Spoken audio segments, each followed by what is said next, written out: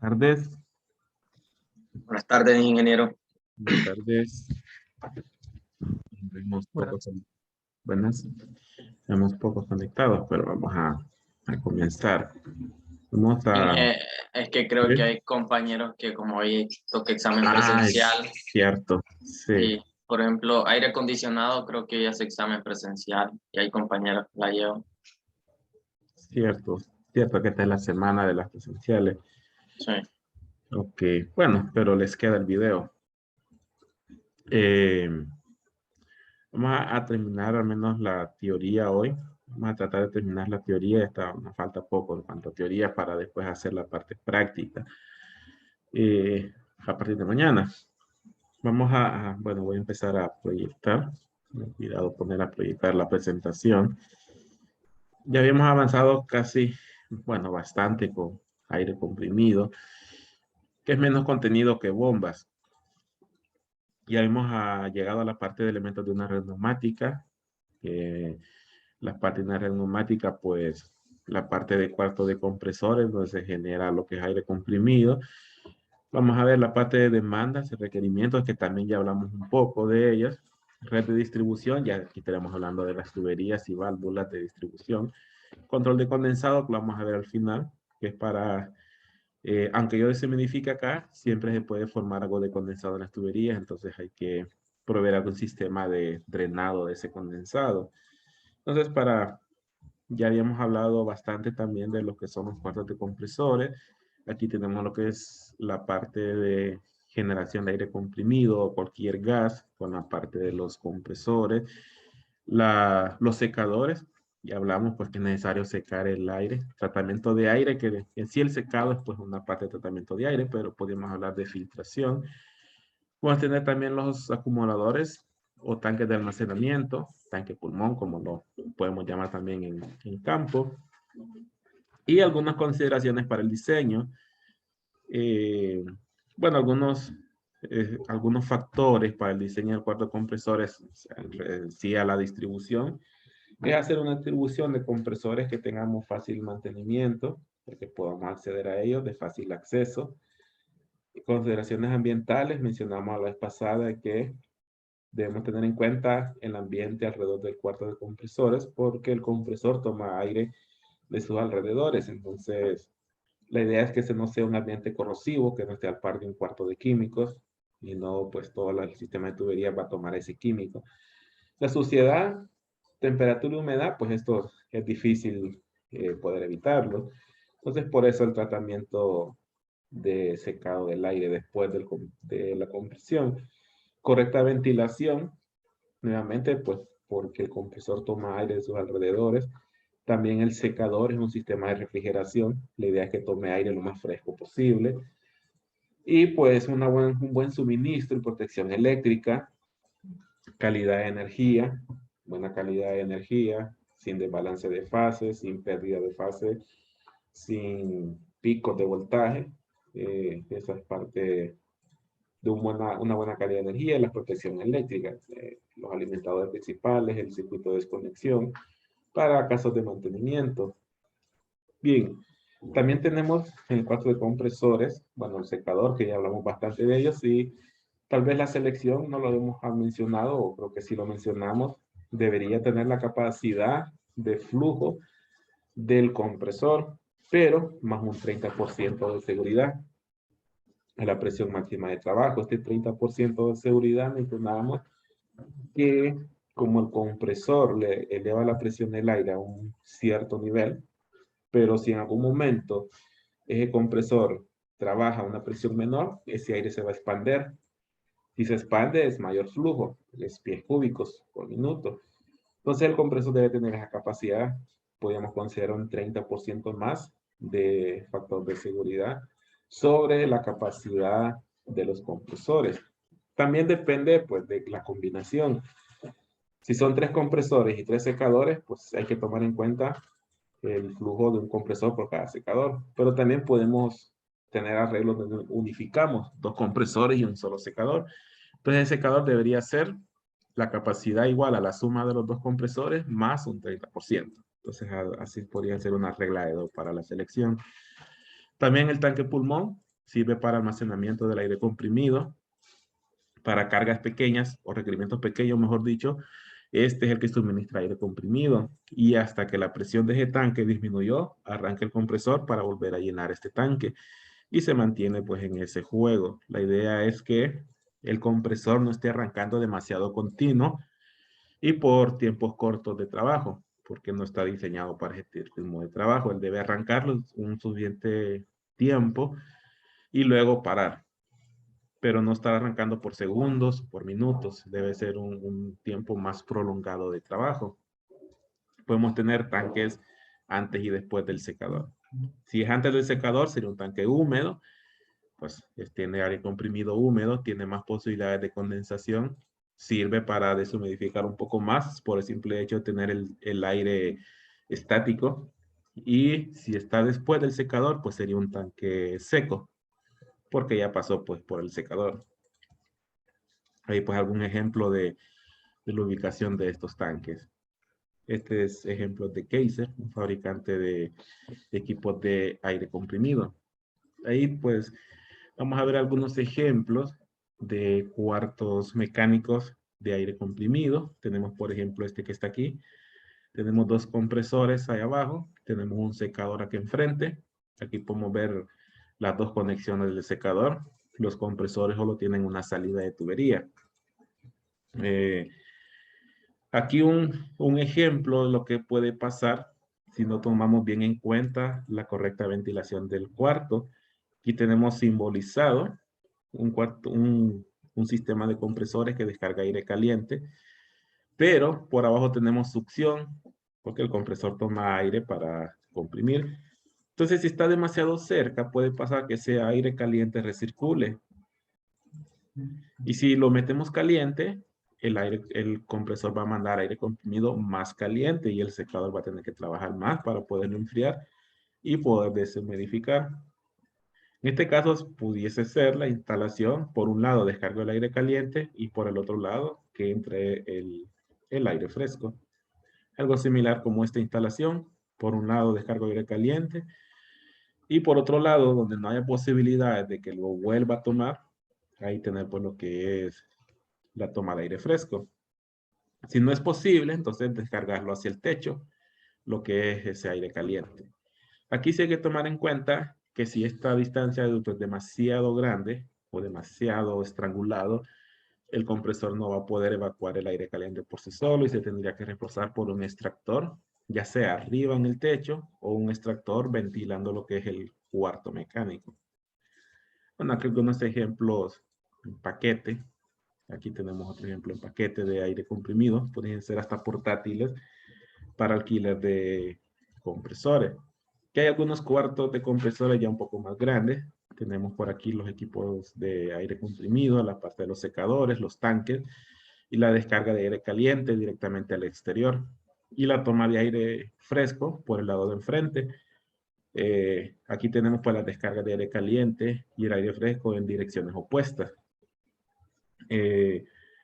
Otros casos es cuando no podemos descargar en dirección opuesta, es que estas descargas sobresalgan del cuarto por arriba del techo y el aire fresco sea lo más bajo posible. El aire caliente se mantiene arriba y el aire fresco se mantiene en la parte de abajo. Entonces, mantener una diferencia de altura suficiente para que este aire caliente no recircule y vuelva a entrar al cuarto de compresores.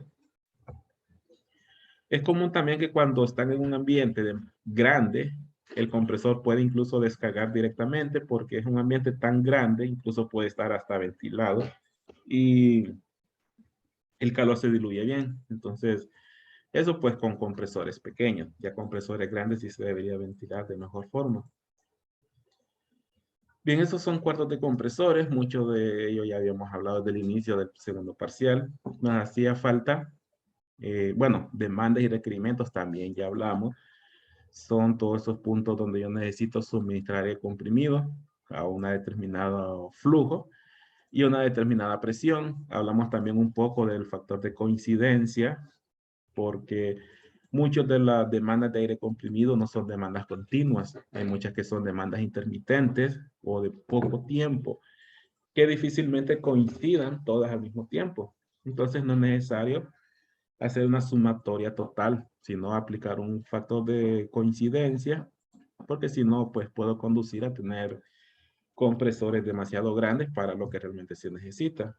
Eso pues eh, hay que ver manuales de instalación o de repente si es para una nave industrial, los encargados de procesos son los que mejor pueden saber cómo es la coincidencia de sus equipos. Pues esa es una parte de investigación que tiene que hacer el ingeniero en este caso que esté diseñando la parte de aire comprimido.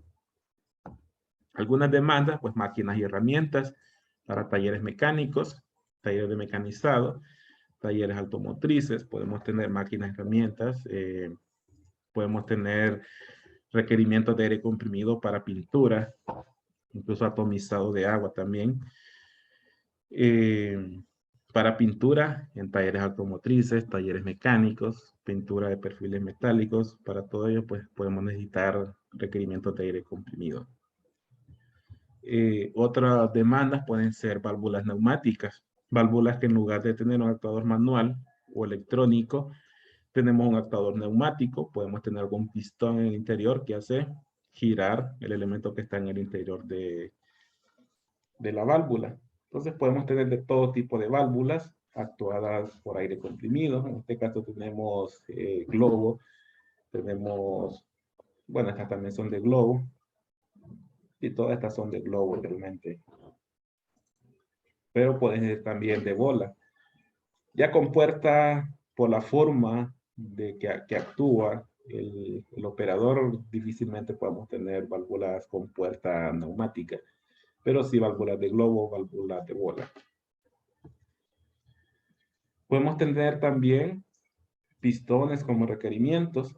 Pistones, pues dependiendo para qué se utiliza el pistón. En este ejemplo, para aperturar alguna compuerta en la parte de arriba, tenemos unos pistones que actúan y mueven este pivote. Internamente, pues hay una compuerta que abre para dejar pasar un producto a esta tolva. Y podemos tener otros pistones abajo para que este producto, una vez que llegó acá y llene algún saco que esté aquí amarrado, pues se pueda quitar. Entonces actúan estos pistones y abren la sujeción del saco. Aquí algo similar. Podemos tener un juego de pistones abriendo una compuerta arriba, otra válvula acá abajo para llenar algún producto en algún saco. Entonces, estos son otros requerimientos o pueden ser demandas también para aire comprimido. Solo que estas sí tienen una coincidencia bien baja, porque de estos 4 pistones, solo actúan 2 al mismo tiempo. Pudiese ser que solo actúen 2, porque no puedo quitar el saco cuando esta compuerta esté abierta, porque si no, pues el producto va a llegar al suelo. También son periodos cortos de requerimiento, solo mientras actúa el pistón, y se mantiene el resto del tiempo abierto o cerrada la compuerta. Entonces son demandas de poca coincidencia. Industria textil, podemos tener costuradoras, podemos tener tejedoras. Quizás estas sí tienen una coincidencia un poco más alta, porque de 1000 costuradoras podemos tener algunas 600 que están actuando al mismo tiempo. Entonces ahí el factor de coincidencia es un poco más alto. Y las tejedoras, que es todavía un poco más alto también. Puedo tener 100 tejedoras y todas están tejiendo al mismo tiempo tela. Entonces aquí sí el factor de coincidencia puede ser un poco más alto. Entonces también en la industria textil tenemos este tipo de demandas. En HVAC podemos tener demandas también para sistemas de control, para enfriamiento evaporativo. Necesitamos atomizar agua. Lo hacemos mezclando en una boquilla agua con aire comprimido. Así atomizamos y el aire que pasa a través de este equipo absorbe esa humedad, el aire se enfría y tenemos el enfriamiento evaporativo. Entonces también es otro ejemplo de requerimientos de aire comprimido. Bueno, ya tenemos ahí lo que son los cuartos de compresores, donde generamos aire comprimido. Tenemos las demandas. Y por último nos hace falta toda la interconexión entre las demandas y el cuarto de aire comprimido, a la parte generadora. ¿Por dónde vamos a conducir nuestro sistema? Entonces, la red de distribución es el medio por el cual se transporta el aire comprimido hasta los puntos de suministro o demandas. Está compuesta por la red de tuberías, válvulas, accesorios. Aquí podemos ver algún ejemplo. Este puede ser algún taller de mantenimiento. Tenemos algunas estaciones de limpieza, algunas estaciones para hacer trabajo mecánico. Tenemos una red de distribución, en este caso de color amarillo, por donde corre lo que es el aire comprimido. Puede ser que el aire comprimido entre por este punto, suba por esta tubería y luego se reparta en este anillo. Esto de los anillos en aire comprimido es común porque ayuda a una mejor distribución de la presión en toda la red, a una presión más constante. Acá tenemos otro ejemplo. También puede ser un taller de mantenimiento mecánico. Tenemos la red de distribución. Tenemos las bajadas a las demandas. Bueno, aquí tenemos las bajadas a las demandas de nuestra red de comprimido. Tenemos las válvulas de cierre para mantenimientos. Tenemos accesorios como codos, test. Los accesorios que vimos en el primer parcial también podemos tenerlos en sistemas de aire comprimido, lo que son codos, test, jet, válvulas de bola, válvulas de globo. Podemos tener válvulas mariposa manuales. Con puertas no es muy utilizado en el sistema de aire comprimido. Tenemos aquí la distribución. En la distribución también podemos tener etapas de filtrados. Digamos, tenemos el filtrado principal en el cuarto de bomba, pero dependiendo la limpieza que yo necesito o la aplicación que yo tenga, puede ser que yo necesite algunos filtrados adicionales justo antes de las demandas. Entonces podemos tener esas estaciones justo antes cuando no tengamos demandas para evitar cualquier suciedad que todavía se haya generado en la red de distribución. Bien, ¿qué materiales podemos tener? Podemos tener hierro negro, podemos tener acero galvanizado, cobre. Todo va a depender pues de los niveles de limpieza que yo necesito. Hierro negro es poco utilizado, a menos que fuese para diámetros grandes, porque el galvanizado no es muy común o es muy caro en diámetros grandes. Podemos tener cobre, pero también, así como cambiamos de una tubería a otra que es más limpia, también es más cara. Entonces, el acero galvanizado es más caro, puede ser más caro que el hierro negro, pero el cobre también puede ser más caro que el acero galvanizado. También el cobre, utilizado para diámetros pequeños, galvanizado sí podemos tener diámetros grandes. También el nivel de corrosión puede cambiar de un material a otro. El acero galvanizado aguanta un poco más que el acero negro, pero hay otros materiales que son más resistentes a esa corrosión, como el acero inoxidable, pero también es mucho más caro. Y el proceso de instalación es diferente, la soldadura a utilizar es diferente. Tenemos el PVC, es ligero, es económico, pero hay poca seguridad. Es más posible que un PVC se rompa con un golpe. Entonces, para sistemas grandes no es muy utilizado el PVC, pero sistemas pequeños sí los podemos utilizar. Aluminio es más resistente a a la corrosión que el galvanizado y el hierro negro. Es un poco más fácil de instalar que el acero inoxidable, pero es más caro que el galvanizado también. Entonces, ahí hay que hacer, cuando les toque en algún momento, hacer un análisis costo-beneficio, o de repente si la aplicación es alimenticia, pues ahí no hay para dónde. Y se tiene que usar acero inoxidable independientemente del costo, pues es un requerimiento de limpieza de las normas de higiene y seguridad que ambientes alimenticios tienen que suministrarse los utilities con acero inoxidable. También hay otros procesos que tal vez hay presencia de químicos en el ambiente que también me obligan a utilizar acero inoxidable.